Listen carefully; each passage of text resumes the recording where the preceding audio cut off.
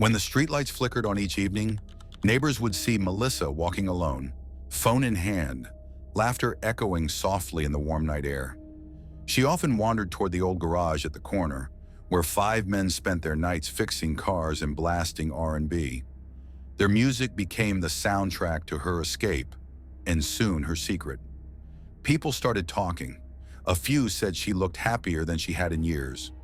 Others whispered that happiness came with a cost. Harold, they claimed, was too busy working to notice. But those closest to Melissa saw the shift. Brighter clothes, longer smiles, a certain confidence that didn't belong to a woman content in her marriage. To most neighbors, the 5 men who gathered at the corner garage were harmless, friends sharing music and motor oil. But to Melissa, they became an escape from her fading marriage. Tyrone's bold humor, Marcus's smooth charm, Jamal's quiet attention, DeAndre's reckless confidence, and Calvin's calm understanding. Each filled a gap Harold no longer could. What began as harmless laughter soon blurred into temptation. She lingered longer after sunset, ignoring Harold's calls as her pulse quickened around them. Within weeks, she was juggling affection, guilt, and thrill, convinced no one would ever know. Yet secrets have a way of echoing. One neighbor would later tell police that Melissa often left the garage with trembling hands.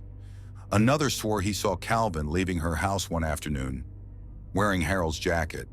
The clues were always there. No one wanted to see them. Harold had always been a quiet man, the kind who believed loyalty didn't need words, only effort. But lately, the distance between him and Melissa felt impossible to bridge.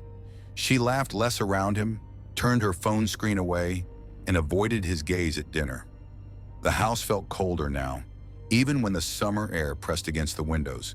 His co-workers joked that his wife had found new company while he worked overtime. He smiled it off, but the thought gnawed at him.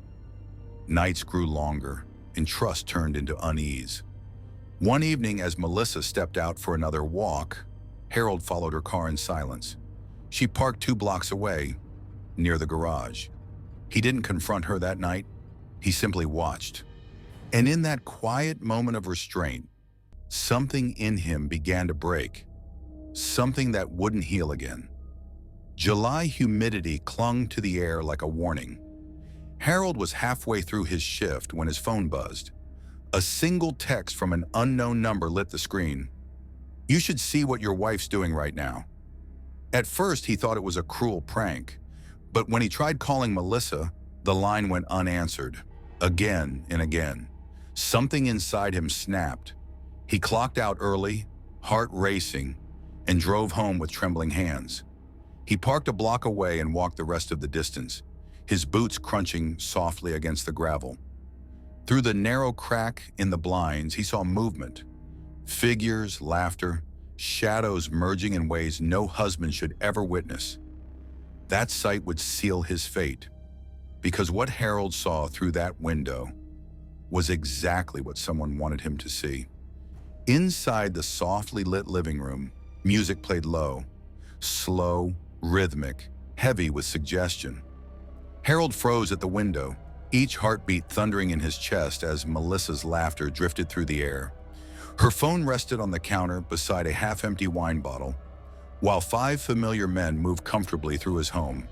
The scene was surreal, almost dreamlike, until one of them turned toward the glass. For a brief second, their eyes met. Harold stepped back into the shadows, but the damage was done. He had been seen. Neighbors would later recall the sound of a door slamming. Moments after, silence swallowed the house. Then came shouting, a crash, and finally, a scream so piercing that it pulled the entire cul-de-sac from sleep. Detectives would later say that what happened inside that kitchen couldn't have been spontaneous. It looked almost rehearsed. The clock read 11:47 p.m. when the first scream tore through Birchwood Lane. Curtains flew open, porch lights blinked on, and neighbors stepped outside in confusion. Inside the Grants' home, chaos reigned. Plates shattered, furniture toppled, and a single cry for help echoed down the hall before it went silent. When police arrived minutes later, Melissa was on the kitchen floor, her hands trembling, face streaked with tears, the knife still glinting in her grasp. Harold lay nearby, motionless, his blood pooling toward the refrigerator. "Self-defense," she whispered again and again as officers pulled her away. But something in her tone didn't sound like fear. It sounded like control. Detectives noticed the small details first. No signs of forced entry, no defensive wounds on Melissa's arms, and a phone placed neatly on the counter, still lit with a single text message. At the precinct, Melissa's voice cracked under fluorescent lights as she described her version of that night. She said Harold burst in furious, accusing, violent. She said he grabbed her, that she fought back, that she never meant to kill him. Her trembling seemed real enough, until detectives began pressing for details. They asked about the message that brought Harold home. Melissa hesitated. "I don't know who sent it," she said, eyes darting to the table. For a moment the room fell quiet. The officers exchanged looks. They'd heard rehearsed grief before. Something in her story didn't fit. Why had she been fully dressed to leave, with car keys on the counter and the garage light still on? What Melissa didn't know was that her own phone, or rather one she thought no one knew about, was already telling detectives a very different story. Detectives began tracing the mysterious text that led Harold home. The number didn't match any contact in Melissa's call history, but it came from a cheap prepaid phone purchased weeks earlier. The clue seemed minor until they searched the Grant's house again and found the burner phone tucked deep inside the laundry cabinet. The fingerprints were hers. That discovery changed everything. The self-defense claim started to crumble. Investigators now believed Harold had walked straight into a trap. The message, the timing, the unlocked back door, none of it looked accidental. Still, the question lingered. Why? What could make a woman so determined to destroy her own husband? The answer, they suspected, lay not in what she told them, but in the company she kept. Because the men from the garage weren't just witnesses, they were part of something far more tangled. As detectives tracked down the 5 men who often gathered in that garage, the stories began to conflict. Tyrone said Melissa called him for help after the stabbing. Marcus swore she'd invited them earlier in the night. Jamal refused to speak at all. DeAndre claimed she'd been planning to teach Harold a lesson. Then came Calvin, calm, soft-spoken, and oddly nervous. When investigators checked his phone records, they uncovered a truth no one expected. Calvin had been in contact with Harold for months, exchanging messages that weren't about Melissa at all. At first, the detectives thought it was blackmail, but what they uncovered next flipped the story on its head. Calvin and Harold had been seeing each other in secret. It wasn't just Melissa who had something to hide. The marriage everyone admired had been built on 2 lies, one from each side of the bed. When the trial began, the prosecution unveiled what no one in Birchwood Lane could have imagined. Harold Grant, the loyal husband who worked himself to exhaustion, had been hiding his own truth. Court documents revealed dozens of messages exchanged between him and Calvin. Messages that spoke of affection, secret meetings, and promises neither of them could keep. Neighbors struggled to reconcile the image of the devoted husband with the man described in court. Melissa sat expressionless as her husband's private life became public record. For years, she had felt invisible. Now she learned she hadn't been the only one living in pretense. But instead of sympathy, the revelation painted her motive clearer than ever. Jealousy, betrayal, humiliation, emotions strong enough to push anyone toward rage.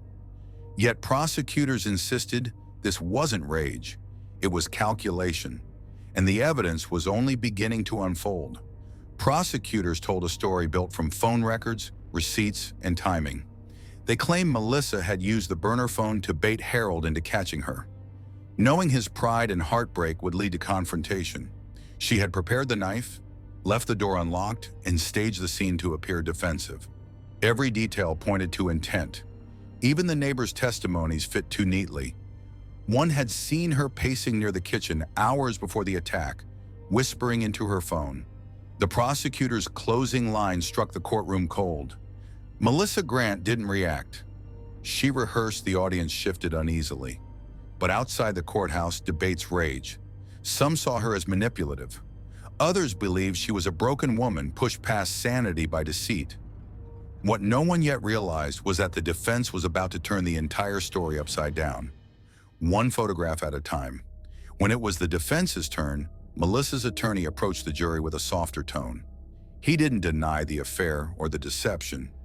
He painted them as the consequence of heartbreak. He described Melissa as a woman who had discovered not only her husband's betrayal, but the humiliation of being replaced by someone within her own secret circle. He projected private messages between Harold and Calvin on the courtroom screen, intimate words that drew audible gasps. Then came the photographs, late-night meetings, shared hotels, hidden weekends. The attorney's voice wavered. She didn't lure him home to kill him. She wanted the truth to hurt as much as she had been hurt. For the first time, Melissa cried openly, her shoulders shaking as the courtroom watched in silence. But the prosecutor wasn't moved. His rebuttal would leave the room speechless once again. After weeks of testimony, the jury withdrew. Hours later, the foreman returned, face unreadable. The verdict echoed through the courtroom. Guilty of second-degree murder. Melissa was sentenced to life in prison with no possibility of parole. She didn't flinch. Her expression was empty, almost detached, as though she had expected it all along. Reporters scribbled frantically, spectators whispered. But what happened next froze everyone in their seats. As deputies led her toward the exit, she turned her head toward Calvin, seated in the gallery, eyes red from tears. She leaned slightly and whispered something, too quiet for anyone to hear. Calvin broke down instantly, burying his face in his hands. No one ever learned what she said. Some claimed it was an apology. Others believed it was something far colder, a final confession meant for him alone. Whatever it was, it left an ache in the room that no verdict could erase. Months after the trial, Birchwood Lane stood in uneasy silence. The Grants' home, once a symbol of order and family pride, sat abandoned, its white fence streaked with weather and its porch light forever dark. The laughter that once filled the block was gone, replaced by whispers of what love can become when truth is buried too deep. Some neighbors moved away, others stayed, unwilling to let the tragedy define their street. Yet every night, someone would pause while walking past that house, remembering the couple who smiled at every barbecue, never knowing what lived behind those smiles. Melissa now spends her days behind bars, her name a quiet warning about the lies we tell to protect what's already lost. And for those who still live on Birchwood Lane, the question lingers, how well do we really know the person sleeping beside us? If you found this video informative, please give it a thumbs up, share this video, and subscribe for more deep dives into true crime cases. Thanks for watching. Until next time, stay safe.